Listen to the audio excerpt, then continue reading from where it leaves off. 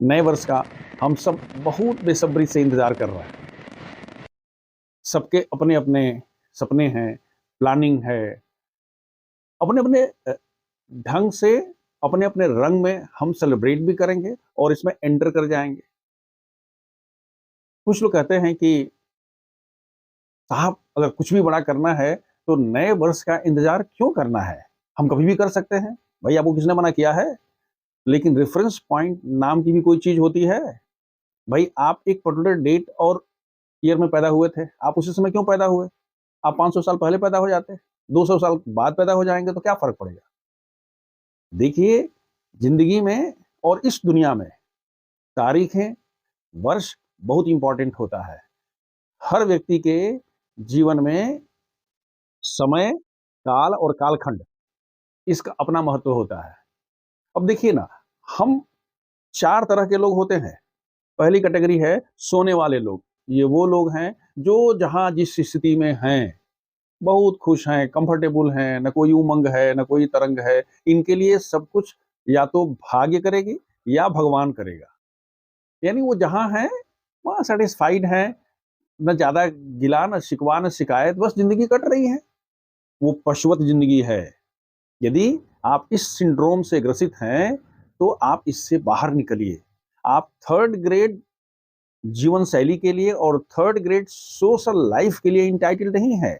आप बहुत कुछ कर सकते हैं। You are entitled for first grade of everything. So start now. जो दूसरी कैटेगरी है वो है रोने वाले लोग। ये निगेटिव माइंडसेट वाले लोग हैं। जब भी मिलेंगे 2024 ऐसा गया, 2023 ऐसा हुआ, हमारा ये नहीं हुआ, हमारा। अरे भाई, आप जिंदा हैं, आपका घर परिवार है, आप नौकरी चाकरी कर रहे हैं, ये छोटा मिराकल है क्या? ईश्वर को धन्यवाद दीजिए कि उसने आपको इतनी चीजें प्रदान की हैं।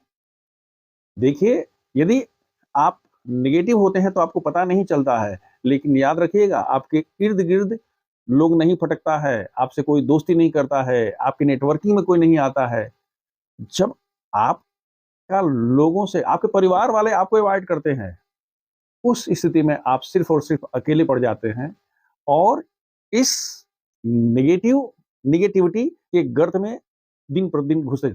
अपने आप के प्रति ईमानदार रहिए, अपने आप को आत्मनिरीक्षण करिए, सुधर जाइए।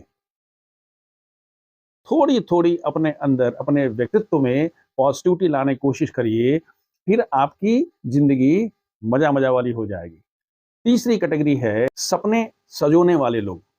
ये वो लोग हैं जो हमेशा कभी ये प्लान करेंगे, कभी वो प्लान करेंगे, कभी इस आइडिया को लेंगे, कभी उस आइडिया। ध्यान रखिएगा, 10 आइडिया दिमाग से अच्छा है 5 आइडिया आप पेपर पर लिख लिए।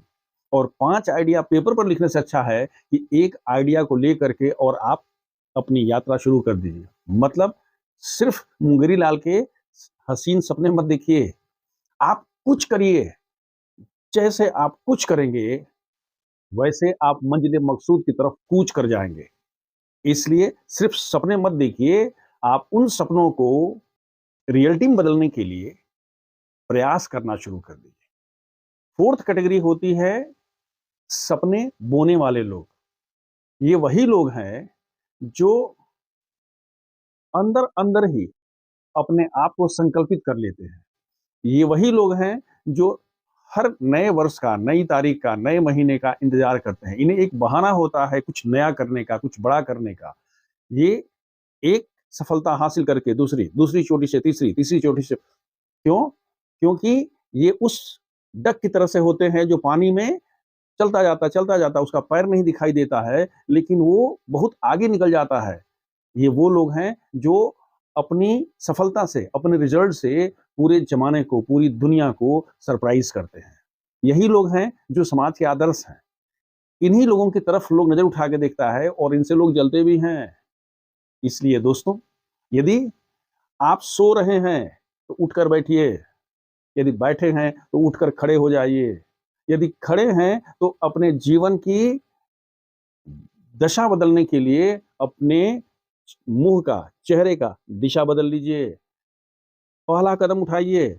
आप जब चलना शुरू करेंगे तो ये स्वाभाविक है कि रास्ते में कठिनाइयाँ आएँगी, थकान भी होगी, निराशा भी होगी, असफलता भी मिलेगी, लेकिन ये सब चीज़ें ऊपर वाला टेस्ट करता है कि तुम वहाँ पहुँचने के लायक हो कि नहीं हो। इन चीज़ों से घबराइए नहीं, बस प्रयास करते रहिए। लोग बोलते हैं ना, consistent effort gives the consistent success. आप जितना लगातार मेहनत करते रहेंगे, लगे रहेंगे, उतना ही टिकाऊ आपको सफलता मिलेगी। फिर एक और चीज़ ध्यान रखने की है कि सबके ज़िंदगी की अपनी-अपनी जंग है और हर व्यक्ति के अपने जंग का ही अपना रंग है। इसलिए आप अपने ज़िंदगी के जंग को अपने रंग से, अपनी उमंगों के साथ आगे बढ़ जाइए। तरंगित होकर चलिए, तरंग बनेगा, कभी ऊपर, कभी नीचे। लेकिन जब आपको सफलता हासिल हो जाएगी, जो आपने प्लान किया है, जो आप चाहते हैं, जब वो आपको मिल जाएगा, तो सिर्फ़ वो आप ही को आत्मसंतुष्टि नहीं देगा, वो आपके इर्द-गिर्द जो लोग भी आपके नियर एंड डियर वन्स हैं, जो आपसे संबद्ध हैं, सब उससे प्रभावित होंगे, उससे लाभान्वित होंगे। इसलिए नए वर्ष में एक नए उत्साह के साथ, नए जोश के साथ, नए सपने के साथ बोना शुरू कर दीजिए। याद रखिएगा, जब कभी भी कोई स्टार्टिंग पॉइंट होता है, तो स्टार्टिंग पॉइंट का महत्व तब तक नहीं है, जब तक कि एंड पॉइंट्स में सफलता नहीं मिल जाती है। जब आदमी सफल हो जाता है, तब इस रेफरेंस पॉइंट को देखते हैं, अदरवाइज़ ये रेफरेंस पॉइंट बेमानी हो जाता है। इसलिए अपने नए वर्ष को मायने देने के लिए, जीवन में एक यादगार वर्ष बनाने के लिए प्लान करिए, आगे बढ़िए, खुशी से लग जाइए और जो भी आप चाहते हैं, जो अपने आप से उम्मीद करते हैं, आप उसको पा लीजिए। वैसे भी कहते हैं ना, do the best, leave the rest. आप अपना बेस्ट दीजिए, बाकी ऊपर वाले को डिसाइड करने दीजिए। हैप्पी नव वर्ष की ढेर सारी मंगल कामनाएँ। शुभमस्तु।